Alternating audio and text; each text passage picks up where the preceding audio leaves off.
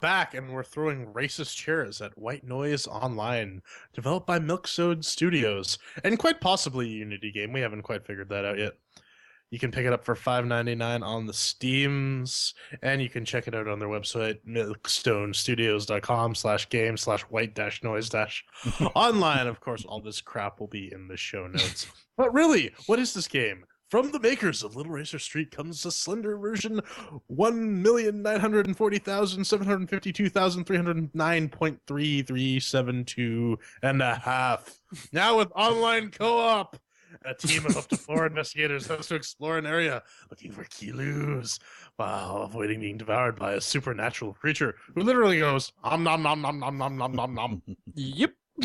Yeah, he's not very terrifying, and of course, but you know what is terrifying? The chair explanation. Oh my god! 1 chair means that it's absolute shit. 2 chairs means that it's 3 chairs means to check it out, and 4 chairs means Pedro will have a long, lengthy blurb about it on the fun section, and it'll basically sound like because you're probably going to have to stab your ears out. And of course, we have the categories of Doom, mixed with the working, shiny, and sounds controls, and fun. With that, we average it up, toss it in a blender, drink what's blended, shit that out, and forge that into a lawn chair, and that's our final score. So then, mix with the working.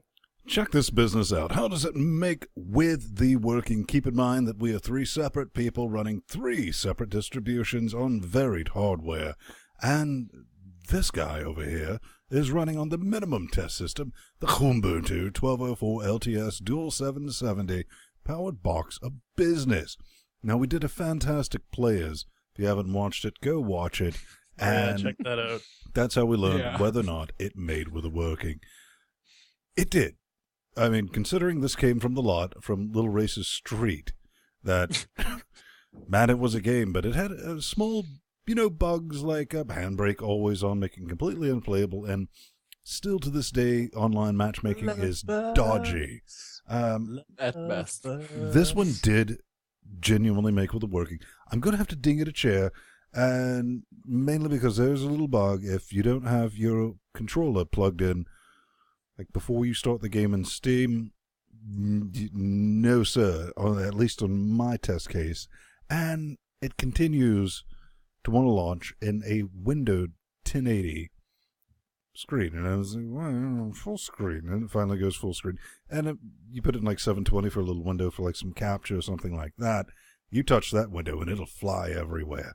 Ding, you get a chair on that, but still, if it makes with the working, not 4 chairs, but trays, because man's got to ding it for those little tiny things, nitpicky but very serious issues. All right, so on the Fedora 20 64-bit powered AMD 1090T 670 superclock powered system here with, well, now it's the latest NVIDIA drivers, but before it was 1 or 2 generations beforehand, works out of the box, and on the AMD A10 5800K system running the Mesa 10 drivers, works out of the box, no issues, quite impressive. And you know what? Got to give it some credit. It at least had working network multiplayer. Mm-hmm. That was nice. Yep. We've had quite a few games in the past that do not have working multiplayer, so it was very nice to be able to connect to Ven and play that very, very... we'll get into that. 4 chairs for makes it working. Yeah, on my end, on the calculator, with an ATI 5650 HD Mobility Radeon, using the Mesa 10.1 drivers on Corora 2032-bit, it ran out of the box. And on my old PC, using the 304 NVIDIA drivers for the 7600 NVIDIA GeForce it also ran out of the box. So no complaints for me here. So 4 chairs. All right, we tally that up. That's 3 chairs for Makes with the Working. Now is the shiny and the sounds. And given the expansive color palette of this game, I expect we're going to hear quite a lot about that. So then, why don't you go on? Shiny and sounds. Let's kick it over to the little trailer here so we can take a look at that little bit of goodness. This genuinely looks like My First Unity, the game. These guys can make some half-decent looking games. We've seen that with Little Racers Streets and some of the other projects that I was bouncing around looking at on their web zone. This, however, is just lazy. Has the staticky filter on it. The models are meh. The animations for the models make meh look like something you would aspire to. And the best sounds, honestly, really, without joking, the best sounds come from Skype and talking with your mates about how shit this game actually looks. That's definitely your best sounds on that. Since they're not completely busted, and it does actually have visual displays, and there is some sounds in it, but we're just going to cut those down while we were chatting. I want to give it the 2 chairs because that's what it deserves over here in Vinland. All right. Well, we had some good fun with it on the Players episode. You should totally watch that to get most of my gripes about the audio-visual component of the game. Suffice to say, all the faces have this action figure type grimace on their face where it's like this annoyed grimace. The walking animations are just completely fucking lazy because you seem to walk at the steady pace, but it just goes a little faster when you're running. And because, this ideally is supposed to be a single player game, you're supposed to be afraid and isolated and whatnot. I gave this the business on single player for 10 whole minutes, and I had to say the atmosphere is just complete garbage. Lots of expansive dark rooms. It's just there's not even jump scares. I was like expecting jump scares, but it's just like, oh, the screen is fuzzy. I need to turn off my flashlight and go in the opposite direction. How terrifying. Man. So, I mean, this game is fairly lacking. I can't give it 1 chair because, the graphics were at least acceptable. Barely. So 2 chairs. And, well, they tried to have an atmosphere. Playing with headphones, you can actually hear footsteps in the distance and other spooky, quote-unquote, side effects. But the character screams sound completely disembodied. Much like Jordan, I tried playing single player, and when I heard my character scream, it sounded like it was from like 50 feet away. That's not very good. Also, the flashlight flickers as you progress through the game and pick up more and more tape recorders. The flickering becomes more intense. It starts to flicker more. Seizure-tastic, you would almost say? Yeah. And the beam becomes darker and darker. It illuminates less and less as you progress. So by the time you have 7 tape recorders, you're looking at eye strain while suffering from an epileptic seizure. Good times.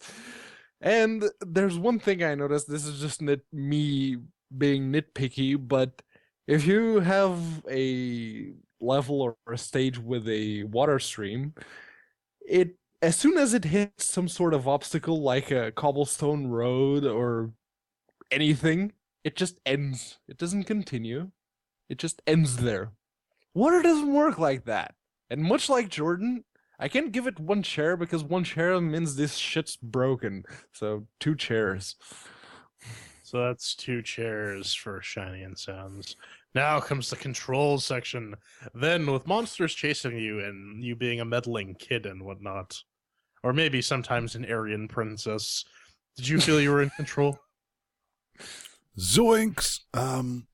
Controls, they worked. I mean, it worked with the X-Clone controller. To the point that any first-person type game played with a controller is equally as miserable. But, I mean, thumbs up on that. I mean, no issues whatsoever. Yeah, I guess after Little Racer Street, they're using SDL2 now. Right, they got that business sorted. But if you're playing with a, gerbil keyboard setup, Pedro's probably going to get more into this, but, I think everyone here has, like, the hardware built-in sensitivity, because you're fucking better, because there's no adjustments there to be found, so you might just be flipping around trying to sort that business, and honestly, as slow as this muddy is, you probably want to actually stick with an X-Clone controller or something like that, because there's really no need to attempt to move fast, because you're really not moving fast. But everything works, but I'm going to ding it a chair just because, we don't really have any sensitivity adjustments on your gerbil. So 3 chairs for that business, J-Man. This game moves like mud. That's really like if I were neck deep in mud and someone told me to like run, this is what playing that game sounds like. You can see it in the players where Pedro sees the monster. I'm like, oh, let me take a look. And by the time I get to where Pedro was standing, the monster was gone. I'm like, I don't know. I tried initially with keyboard and mouse. Didn't work out all that well because I couldn't run. I was holding down shift and nothing. The only way I could run was using controller guy here. Also tried it on Turbo Seizure controller. It worked on that pretty well. Almost. If you're, I didn't actually get that far into like collecting tape recorders, but because your gamepad rumbles whenever you're near the monster, and boy does it. Yeah, and Turbo Seizure controller flashes when it rumbles. In addition to the flashlights flickering. I'm kind of glad that I didn't actually get any further, because I might be dead. But anyways, yeah, this game, I mean, while the controls may work, the actual controls themselves move like ass, and that's really unacceptable in what's supposed to be like a survival horror game. So I'm going to give this 2 chairs. Yeah. So I tried it with the PS2 DualShock controller, and it worked reasonably well, which leads me to believe that they are, in fact, using SDL2. Good on them for that. But much like Ven said, where is the mouse sensitivity slider? That thing is a staple when it comes to controls nowadays, because everyone's at that point with their fancy gerbils and whatnot that they like to have control over the sensitivity of said gerbils. And okay, playing it with the keyboard and mouse kind of worked, but as soon as the Monster du Jour appeared, for the first time, Le Monster du Jour, the first time it appeared, I had my controller in a sort of a precarious position, and it rumbled so much it fell off the desk. That's by nice. precarious, I thought you meant on your crotch. No, it was actually on the desk, and it just kind of rumbled its way to the floor. That's not nice. If I'm playing with the keyboard, this shouldn't be, responsive. And running, like Jordan mentioned earlier, running in this game is about as fast as a purposeful walk. Let's say you're trying to cross the street in real life. That steady pace you keep up, that's running in this game. 3 chairs, I'm sorry. You're sorry for a 3-chair score? I'm not. All right, so this guy gets 2 chairs for control, and our final subjective category. And remember, we are 3 different people on 3 different sets of hardware running 2 different operating systems. So, Ven, did you have fun? I would have liked it if it wasn't for you kids and that dog that wasn't in the game. They forgot the dog. Here's where we at, ladies. No, it used to be like an attack German Shepherd that goes out. We'll call it a modern warfare. No, Call of Duty Ghosts. Right. So, here's where we actually are. They took the concept of Slender, which is a single game that you're supposed to have forever alone clicked in. Lights are dimmed. And you're going for the whole jump scares, like, oh, something's out trying to get me. And the twist on that genre was, invite all your friends, so it immediately turns into, let's hold him down and beat him to death. Right, let's go find the monster. I mean, that's really all you fucking care about at that point, because there's no scare there, because you're busy chatting amongst yourself. Maybe you're playing with strangers, giggity, stay safe. But yeah, they took that genre, the multiplayer just completely sucked all that fun out for me. And the single player is just balls miserable.